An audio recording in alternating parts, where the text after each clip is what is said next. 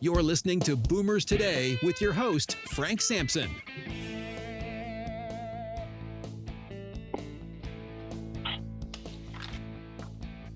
Well, welcome to Boomers Today. I'm your host, Frank Sampson. Of course, each week we bring you really important and useful information on issues facing baby boomers, their parents, and other loved ones. And as I always do each week, I thank all of you so much for all your support. Many of you our listeners have grown. It's because of you. Many of you have sent our individual podcasts or our show to friends and family. And we really appreciate that. So many of you are listening to the show a lot of different ways: Apple Podcasts, Google Podcasts, Spreaker, Stitcher, iHeartRadio. A lot of the podcast stations we're on. Or many of you go to our website at boomerstodayradio.com. So again, I want to thank you for all that and and all your support. So I wanted to introduce somebody that's pretty excited about, because it's right kind of in the area that I near and dear to my heart. She's kind of a specialist in the assisted living area, and very excited to have her. Her name is Ellen Belk, who is a senior living strategist with over 20 years of operational experience in senior housing as a holistic dementia expert, author, trainer, and influencer. She brings a unique blend of proficiency in operations, sales, team building, resident experience, and innovation to her clients. A dynamic speaker and recognized expert in aging and dementia, Ellen moves seamlessly from the C-suite to the front lines of care, captivating audiences with her authentic stories from personal experience in the trenches of elder care. Her team approach to achieving championship level outcomes resonates with both professional and family caregivers alike. Ellen, I'm thrilled to have you on Boomers Today. Frank, it's my pleasure. Thanks for the opportunity. Yeah, no, this is great. I have a feeling, the show goes about a half hour. I have a feeling we're going to run out of time way too quick, because it's a subject matter that is so very important. And I like to start out. I hate to give you a question that probably could take you a half hour to answer, but maybe if you make it a little bit shorter, but maybe help educate our listeners a little bit about assisted living, what it is today, and maybe compare it to years past. How have things changed, and how you see it today versus the past? Well, I will say that's a fabulous question, because I am of the belief that the assisted living, what we also call senior living, senior housing, assisted living, we have a bad PR problem, because especially in the boomer consumer and Gen X, I'm a member of Gen X. I think the boomer consumer and Gen Xers, we still kind of visualize a nursing home where people are bent over in wheelchairs and left in their rooms. And that's not at all what assisted living was designed for. But so to answer where we were is, people just kind of think of nursing homes, skilled nursing homes, where you go and you finish out the last days of your life and you get medical care. And assisted living came along. There's going to be, we're not always going to agree on when the evolution began, but it was initially assisted living kind of came onto the scene to be a better mousetrap, to not be a place where people come to end their life. When the assisted living concept came along, it was to have a little more of a robust life. So it wasn't active aging yet. Active aging is a whole nother industry that morphed off of assisted living. But originally, assisted living was a place where you're in your retirement years. You want to get unencumbered from the day-to-day of maintaining a home. Maybe your life has changed because you lost a spouse or someone else in your life and you wanted to downsize while still maintaining an active lifestyle, but have other people do the cleaning, house cleaning for you, and you have maybe you're not driving anymore. And so that's how the original thought of assisted living was. But I will say, Frank, over the years, I'm in my 21st year in the industry, and I started in skilled nursing 21 years ago. The assisted living now, present day, and I would say I've watched this transition probably over the last 10 or so years. It actually has, we are seeing people coming now into assisted living with a little higher comorbidity. They should have probably come to us before. So Right. Nursing homes they're not, people are, because again, we didn't do a good job on the front end of pushing the lifestyle. We just didn't market it well. So people never the consumer market was just never able to make that transition in their brain that there is a differentiator from skilled nursing to assisted living. One other thing I also want to say, and I'm a dementia, I specialize in dementia. Right. And I train staff across the country, and every audience I'm in front of nods their heads when I say this. Another change that we are seeing that has evolved in the last decade within assisted living is not only are people coming in later, so they're coming in like their 80s, as opposed to where you'd want them ideally to be still robust in their 70s and early to mid 70s, but we're also seeing people move into assisted living, not memory support, but assisted living with cognitive decline as well. So that's a factor. I mean, of course, there's secured memory support areas. Understand that often in assisted living, it's not uncommon to have a building where you have what people call the assisted living side and then the memory support side of the space. So it's it's a differentiator under one roof. But I am here to tell you and your audience, even if you have that dynamic, you are easily seeing 60% of varying levels of cognitive decline moving into the assisted living side of the building, who eventually are going to need a more secured environment, and sometimes sooner than later. So again, people are waiting longer to take advantage of this vision of what assisted living was supposed to be. And we are also seeing a lot more comorbidities now. Again, because people are waiting longer, you'll see hypertension and other maladies that impact their overall wellness as well. So med management becomes, and care becomes a stronger need in the last decade. So, right. And don't you think? Sorry to interrupt, but don't you think people, when you say people, I think it's the adult children that are waiting longer because mom or dad says, I'm not moving. All right. And they're not moving because in their minds, like you said at the very start, in their minds, they think it's it's nursing. That's where they're going. That's what they saw their parents or grandparents having to go to in a very, something that nobody would want to live in. All right. So don't you think it's part that as well? That's the main thing. Yeah. Again, I'm a 50 pluser. I've indicated I'm a Gen Xer. And obviously I do this professionally. So let me speak from both sides of the equation, having been in the responsible party for both of my for both of my parents during their journey. But my professional hat says to you, yes, you are correct with how you just described that, partly in large part because people aren't born and then they say, oh my gosh, I cannot wait for the day that I get to give up all my treasures and live in assisted living and have nameless, faceless strangers take care of me. Yeah, so there is this dynamic that nobody wants it, to your point. But the other thing is the boomer, the influencers do tend, this dynamic has changed. Again, back in the olden, years ago, decades ago, you had a spouse having to make the hard decision with the spouse. Now there's a lot more boomer influencers. There's a more adult children involved in the equations now. And we are changing. So what we want to see, and the other thing is people don't have the conversations when they need to.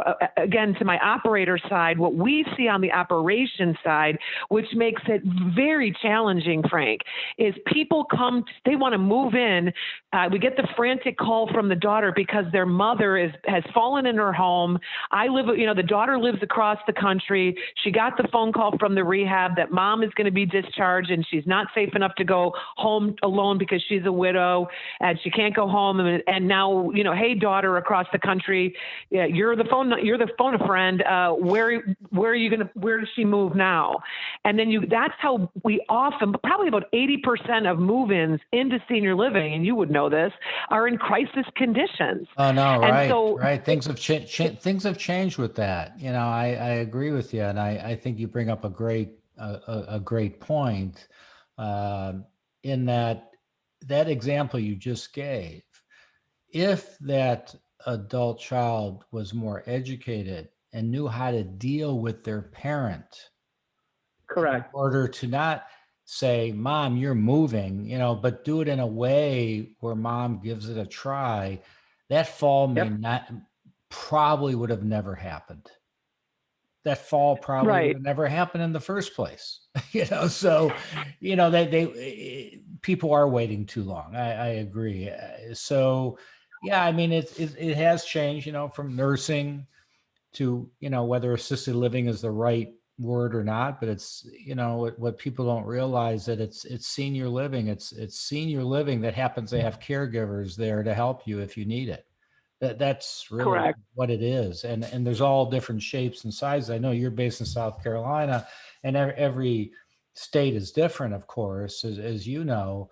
But South Carolina is one that doesn't have smaller care homes, or at least not yet. I don't think, but there are. But they are. They're like the little. We call them like the little 6-pack residential. Right. Yeah, six bed homes, and yeah. So that's starting up, and you go further. Yeah. You go to your neighbor north in North Carolina, and they're all over the place. So there's actually anywhere from a handful of beds to 250 beds. And a lot of people don't realize that, and there's differences with each, and who where's the right fit, depending on what the person's needs are, So, well, yeah, go ahead. I was going to say, and there's I'm just it is such a hard thing when you go from 0 to 60, meaning I'm an elder, I'm a silver citizen living my life, and then something catastrophic happens and my life flips around completely. And the ripple effect throughout the entire family when there is no plan in place. That's another thing I can do a whole nother show on. If people would we plan on how we're going to save for our children's college funds. We have financial planning. We need, long-term living planning. I had a trust, both my husband and I, we don't even have children. We already in our 50s have a trust because we wanted all of our wishes and our thoughts and where things are going to go and who gets what and how it looks. We wanted that done when we were, able-bodied and coherent to make the decisions. And likewise, I did that with my mother after my father passed away, and he had a very aggressive dementia diagnosis, and I managed that care from long distance. They were in Wisconsin, I was in South Carolina. And ultimately, I employed adult day services. We used in-home. You have to know what your options are so that you don't go from 0 to 60. You have a plan in place is the best place to start. And then you do avail yourself of understanding these other ancillary services that can keep you in your own home longer and safer, until if and when there is an opportunity that you see the window where, okay, now it is time to take that next step into assisted living where I can continue to thrive and have great meals and go on road trips with them them, which is all services that they provide. It's just that I'm not paying my mortgage and mowing my lawn anymore. Other people are doing that in this living environment. Right, right. So I have just a question. Maybe we could just take a moment on this question. Then we're going to take a real quick break to recognize our sponsor, and then we'll come back and we'll talk more about what the future looks like in assisted living. But I have a question for you on the term that's used called aging in place. Aging in place has been a term that it's perceived that aging in place means staying at home. All right, that it's perceived to be that. I believe aging in place is either you're at home and you're going to live the rest of your life there, but your home may be in a senior living community. That could be your home and you could age in place there. What are your thoughts there on we talked about a PR problem with assisted living. There's a PR problem, I think, with the term aging in place as well. Your thoughts? Yeah, no, I'm a universal design, I have a certification in universal design, and I will say I took that specifically because I live in a market where there are a lot of elders that live in their own home, and I wanted to help them at least age in place, friendly up their living environment, so that they could possibly avoid going into long-term setting. But you're right, the age in place moniker also, because really truthfully, you're aging in place wherever you are. You could live on a houseboat for all I care. You're aging in place there. We're all aging. So I agree with you. There is a disconnect, and that term is in the space that I run in the circles that I run in, that is being bandied about big time right now to better position that, to kind of encapsulate what you just talked about, whether it is your own home or whether that your age in place full method also becomes in congregate living as well. So yeah, another PR problem that needs to be addressed much sooner than later. Yeah, agree. So we're going to take a real quick break, I promise, and we'll come back and we'll talk a little bit more about what the future looks like, all right, in assisted living, all right? So do you know anybody who may be concerned about an older driver? Well, Senior Care Authority's Beyond Driving with Dignity program is a facilitated self-assessment program for older drivers. This program has been designed to serve as a vital tool to facilitate older drivers and their families as they make appropriate decisions regarding the future of one's safe driving career. If the individual is a safe driver, an advisor will provide him or her with strategies on how to remain a safe driver as they progress through the aging process. If driving retirement is the appropriate decision, then the individual and their family are offered possible alternatives, resources, and a specific plan to ensure a smooth and successful transition from the driver's seat to the passenger seat. To learn more, go to www.beyonddrivingwithdignity.com. That's www.beyonddrivingwithdignity.com, or call 877-907-8841 to connect with a Senior Care Authority advisor in your area. We're back with Ellen Belk, who's a senior living strategist, founder of Keeping in Mind Incorporated. And, maybe we could go ahead, Ellen, and why don't you, commercial time, why don't you go ahead and tell people a little bit more about, your organization and how they could get in contact with you if they so wish. Well, I appreciate that, Frank. I would draw everyone to my website, which is Keep in Mind, like don't forget, keep in mind, and then INC. So it's keepinmindinc.com. I have a pretty robust website. I do what I call I have a lot of free resources on there. Just click on the resource tab and I do 60-second solutions. Those are primarily for senior living operators, anything from, safe seating to colored dishware in a memory support, setting.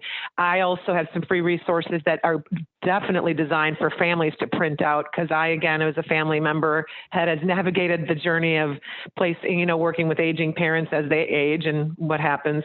So please visit my website, keepinmindinc.com. And for anyone who's on LinkedIn, I'm all over LinkedIn. So Ellen Belk, my last name is Belk, Ellen Belk. And you can follow me on LinkedIn. I do a lot of video posting and article sharing and a lot of commentary about the industry. And so I'd welcome any new followers there as well.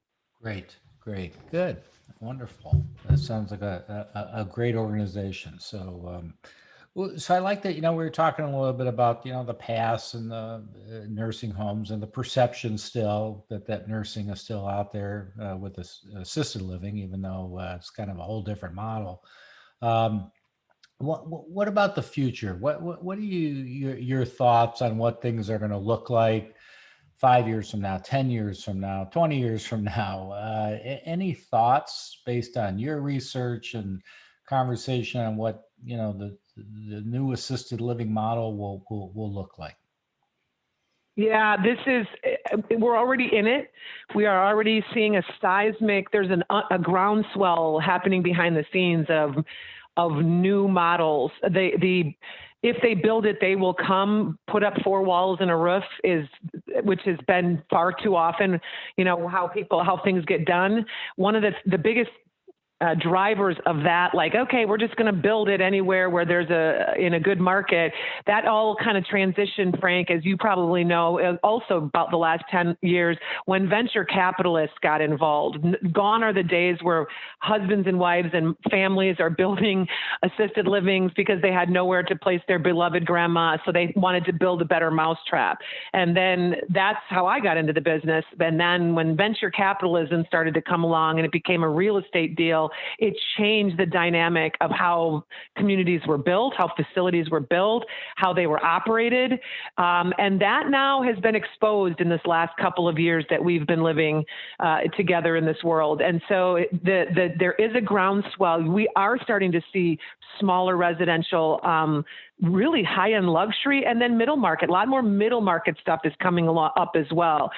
So you're going to start to see also mixed use. I am involved in conversations with architects in the social media space about the desire for mixed use environments so that you could have a place where your neighbor is a college student, and there might be even a college, satellite opportunity on the campus where aging adults are living.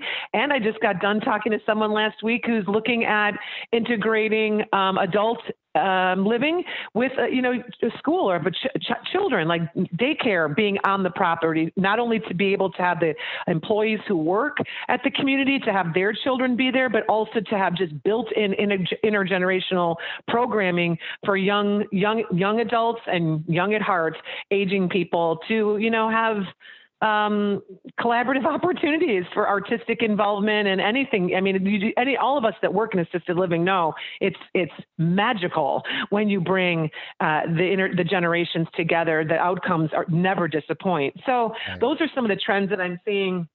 It's just not the build it and then they will come philosophy. You really have to be starting to set yourself apart. People want choice. We are currently caring for the greatest generation, the parents of the boomers. The boomers have a very different outlook on their aging experience. They want choice. They want to move around. They might only want to live there half time and go vacation and live somewhere else in the off season. They might, they want to have flexibility, and the market is starting to hear that, and opportunities are coming about because of that need for change.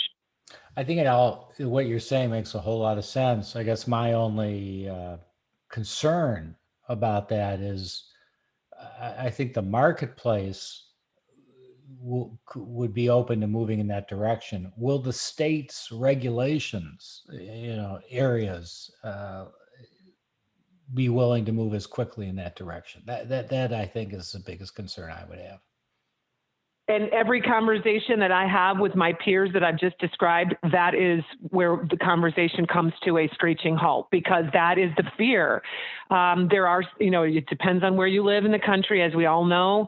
Every state is different, but I'm telling you, I'm of the belief that we forge on, because I believe that the marketplace ultimately will dictate what things get created. And the boomer consumers, from literally their coming of age in their young adult life, when Coca-Cola changed their entire marketing strategy to geared towards that young adult with a voice and energy. And the boomers are used to being marketed to, and the boomers have a voice. And if they want a change of living environment, it's lobbyists will pop up around the world to make it happen for them. I believe that. I want to believe that, and I operate in my brain like we cannot keep going in the direction that we are, where we just are human warehousing people. It's not a good sustainable model moving forward. It has to have some variance to it for the next generation of elders to want to even invest in it. Great input. So we just have, unfortunately, I mean, as I say, I could talk to you all day about this subject matter, but we have just a couple minutes left. Maybe you could just share your thoughts, ideas with our listeners, if they are either, confronted now, or they feel they will have to deal with this in the future with a loved one, to start looking at long-term care options, possibly those that maybe have some form of dementia or some cognitive impairment that they're going to be dealing with. Where do they start? What do they do? What are your thoughts? If you could share to kind of finish up this conversation, I think it's an important subject. Yeah, well, I appeal to my fellow adult children of aging parents. I have significant experience doing it with both of my parents and currently my in-laws. Who are not as easily adjusted to the idea of leaving their 5-acre property. But I also speak as an operator on the inside. It's a love letter. It's a love letter to each other in the family when you start these conversations about the what if long before you need them. It's a love letter that the parents realize, like, my gosh, if something happens and we don't have things in place, this all falls on my children, who many of us are sandwich generation people. We're working, we have children and aging parents. So, that's a thing. And it really is a love letter for the parents to have, conversations with their adult children. But adult children, it's up to you to broach that. Start dropping off brochures. Start, when you're visiting your parents, talk about the beautiful building that you passed on the way that is assisted living. Might we go there for a tour, mom or dad? You want to get them in, getting people inside so they see it's not a jail with, bars on the windows. It really does change the perception in a time when they aren't in a crisis. So I really encourage adult children don't just wait until Christmas time when, dad doesn't know how to tie his shoes anymore. We really want to start having the conversations long before you think you need them, just to lay the foundation for what the wishes of your elders are. So I really do encourage that. And I encourage adult children to start doing some shopping on their own so you can get an idea. And you can be by yourself and do that. Look at websites, visit places if you can. Ask questions, call, try to get a sense of what the business is like so that you're informed and you can be the influencer that advocates for your elder as well. Great. Ellen Belk, thank you so much for joining us on Boomers Today. Check her out at keepinmindinc.com. Thanks, Ellen, for joining us. My pleasure. Thanks, Frank. Yeah, and everybody out there, please be safe. And we'll talk to everybody next week. You've been listening to Boomers Today with Frank Sampson. To learn more about today's show, visit boomerstodayradio.com and join us next time for another edition of Boomers Today.